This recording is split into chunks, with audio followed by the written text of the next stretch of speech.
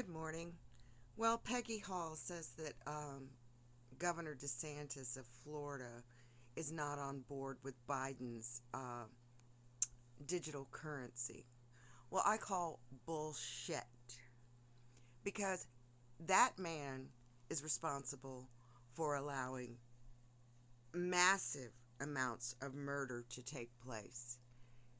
And anybody that thinks that these people, I'm not even going to call them people, entities are on board with the average person. No, they're only on board with the elite and the elite agenda.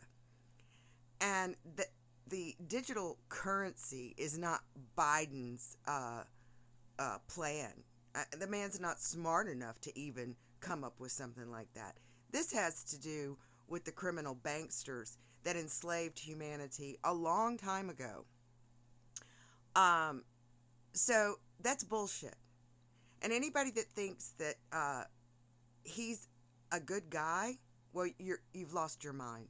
It's kind of like thinking that the Trumpster was a good guy when, the first person that he hired was Pence, a criminal, a pedophile. And the next person was Nikki Haley, an, an evil, evil person who destroyed a beautiful state just so she could get a position in the United Nations. So anyone that thinks that these people have your best interest at heart, because this plan was set in motion way before any of us got here. So you really want to trust that somebody's going to do the right thing when they've all been criminals? Now, I find it odd that if the reptiles, the serpents, and all these people are so, strong in their positions, well, why don't they just take their mask off and show the world who they are? No, they're cowards. And they have no right to destroy all life. And no one's talking about the fact that all these chemicals are headed straight to Florida, all right, to destroy the wildlife. Nobody says anything about that. They just, focus on the place where it happened and don't say anything about the fact that they are destroying all life.